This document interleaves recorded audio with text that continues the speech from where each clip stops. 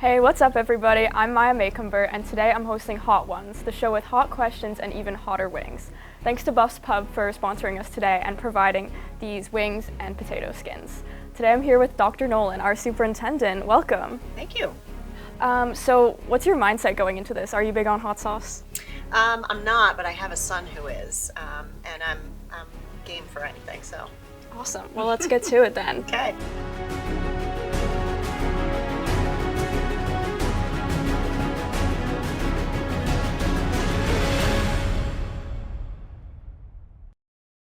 Let's try our first wing, or potato skin.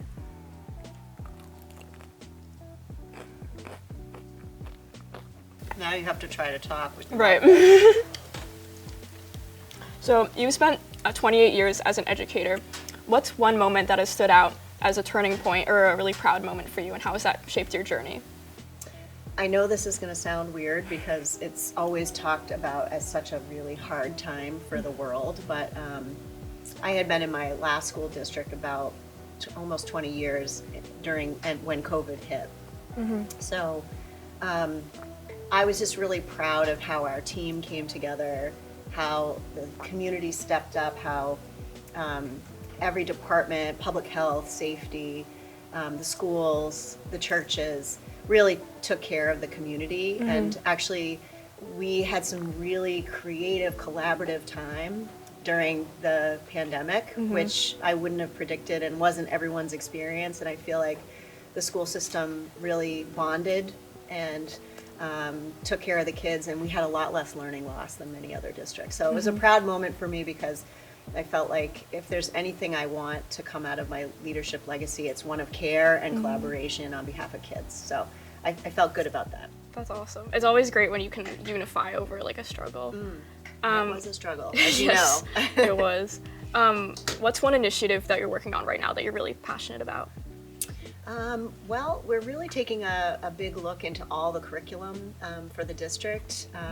It's sort of a shame, but over the last 10 years, there's been a lot of budget problems in Newton. And I think that we've sort of been getting by with our programs and our curriculum, and also professional development for teachers. This is a hard profession, and teachers deserve good, high-quality materials and great training so that they can put their secret sauce, if you will, into helping kids really learn new things and be excited about it. I want that for our educators so they can do good things for our kids. I'm not really tasting anything. Really? It's not spicy at all, but is there like a flavor? Yes. Okay. It'll ramp up. Don't Okay. worry. Don't worry. So you grew up as the oldest of 9 sisters. Do you think that's where your leadership instincts come from? Maybe. I was often in charge of the younger ones.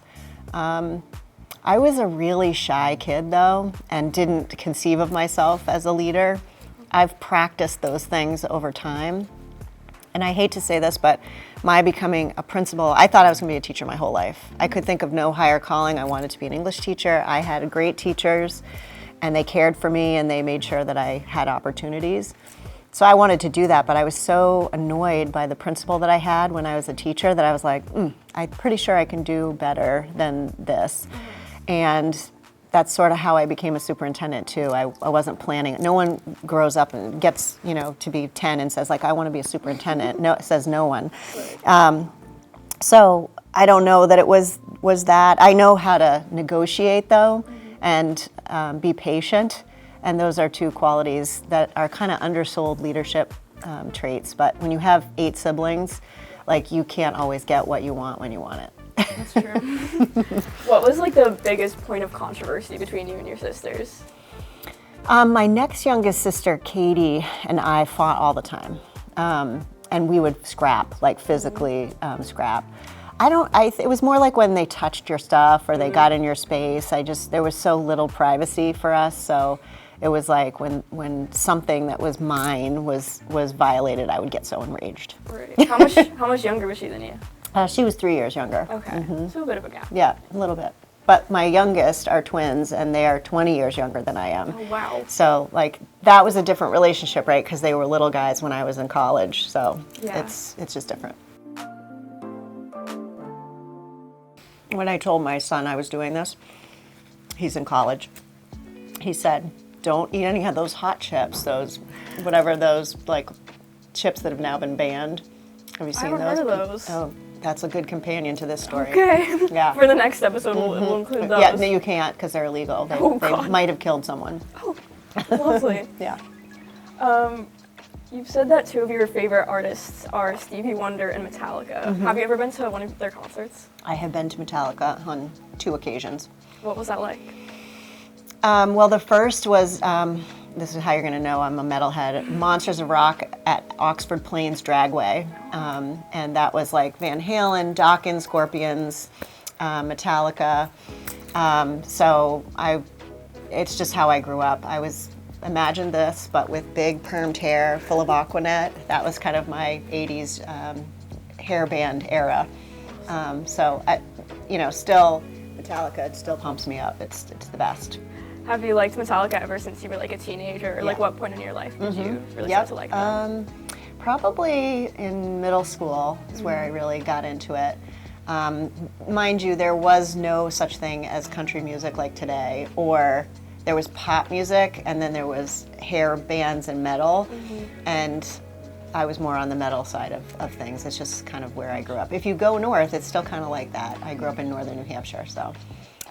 Stevie Wonder, like, I'm just a funk person. My husband is a funk drummer, and he plays in a lot of R&B bands too, so it's just like Stevie Wonder is just like, has mass cross appeal to every age group, so. This one looks scary. It's got some chipotle on there. It does. So you have teenage children. What's one trend among like the younger generation that you just can't wrap your head around? The trend I can't wrap my head around, and this is the same with my younger sisters too. It literally takes 90 minutes to get out of the door because we are taking pictures of every possible part of our getting ready, what we're going to wear, what we look like in the kitchen, then in the doorway, then out in the car, and the things like. So I just want to go. Like when we get ready to go out, like that part, I can't get my head around. Like, is it like a get ready with me video or just like pictures? It's pictures every step of the way. I'll give you an example. So one of my cousins recently got married. She's younger. She's in her late 20s. So we decide, we're gonna go on this like getaway weekend with the whole crew. I read an entire novel in the time that it took all of them to get ready and take the pictures before we would even leave the house each day to go out.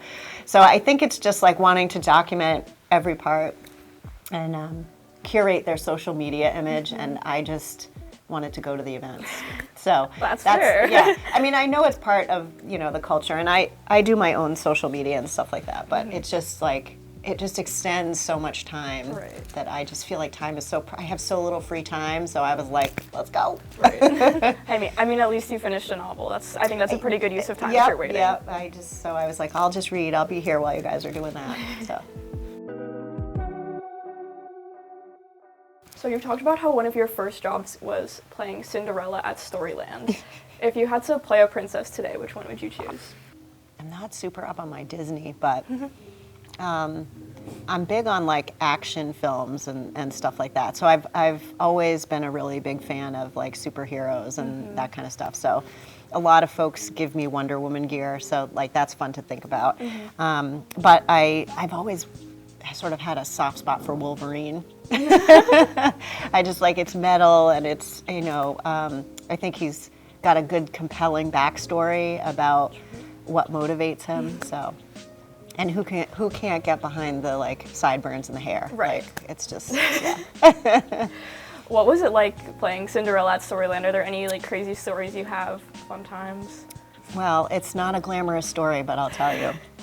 So if you're Cinderella and you're a brunette, it's a really horrible job because every child pulls your hair and says, you're fake, right?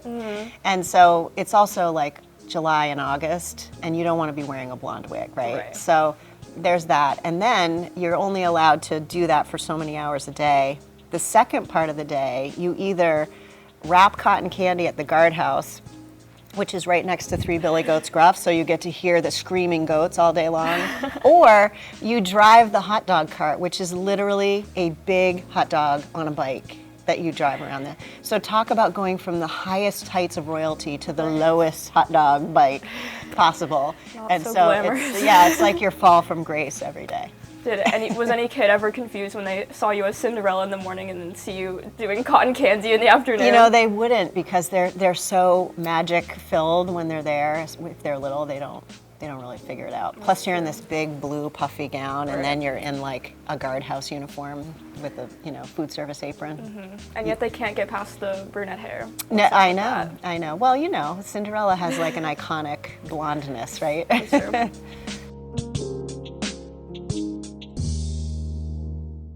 Am I crazy, or is like nothing? Maybe we're just tough. Honestly, I guess we've just built up a tolerance. Maybe. We're too good. Okay.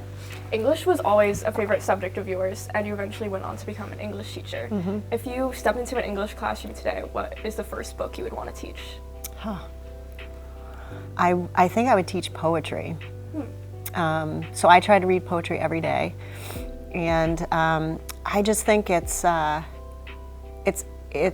analysis and creativity and beauty all in one. So you can say as much as you can say in an essay, but you have to distill it down, so it's like the ultimate challenge. Because so my English degree was focused on like 19th century British literature, and I wrote my undergraduate thesis on the power of the supernatural in English texts. And sometimes I have a problem with complex sentences, like I use too many of them, because I feel like I just read that all the time.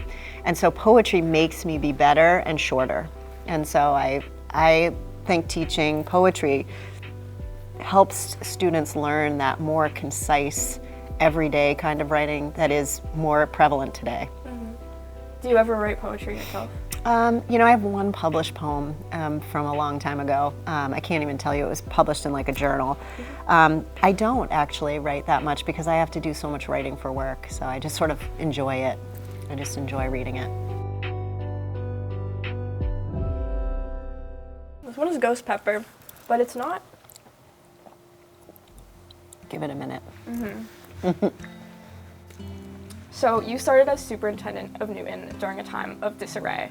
How did you prepare yourself to go into that situation, and knowing that it was going to be a difficult year and a very impactful year?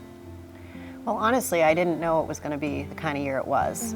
I had been the superintendent, Tri-County superintendent president for a while, so I knew about Newton, I knew the former superintendent, but I didn't know sort of how difficult some of the challenges were, especially for the teachers. And I told you, about my story of feeling really good about the investments I'd made in my prior district in COVID. I felt really, I think it was really, really hard on the teachers here, especially with the lack of resources. And so I was surprised to find that. I didn't know. No one talks about those things, right? So I'm trying to bring those things out into the light. I certainly was surprised by the union action, but I think that those actions are because of a long-standing history of not addressing the problems that we're trying to address today. So my strategy was really just to listen and learn. I mean, it was a really hard year because I wasn't able to really talk authentically with some parts of our school community, and unfortunately that kept us apart until after the strike was over. So, but now, I'm still in listening mode. I'm trying to figure out, what the priorities are, but also advocate for teachers and kids in a way that I don't think people have been doing per se. And people need to understand how challenging things are right now. Yeah. Do you think you learned anything from the experience, either like personally or about Newton as a community? Well, I just feel like there's so many assets in the community and so many passionate, creative, and intelligent people. And I think what we've seen is that can also be a recipe for division. And people just really saying, like, I want what I want.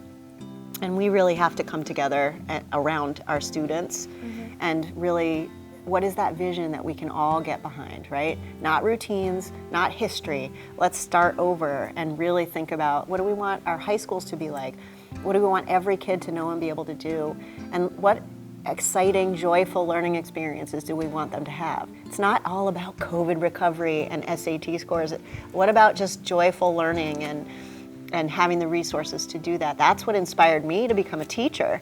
So are we doing that for our kids? And that's the question that I keep wanting to ask. And you know, a lot of folks aren't going into the teaching profession right now. I want our staff to want to work here, and I want them to enjoy their time here. So figuring that out is really important. I think it's important not just for Newton, but for our profession and for kids, because it's a complex world out there and schools have to serve everybody. All right, time for the last one. All right. I feel like it's hot. Are you feeling it? The last one? I can sense its aura from here.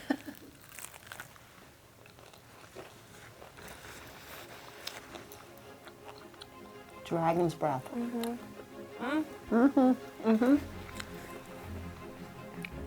That's building for sure. Yep, we're in trouble now. Ooh. Okay. You've talked about your 7th grade teacher, Bob Corrigan, as one of the most influential people in your life. Ooh. What's one lesson that you've taken from him that has helped you? Helped you as a superintendent?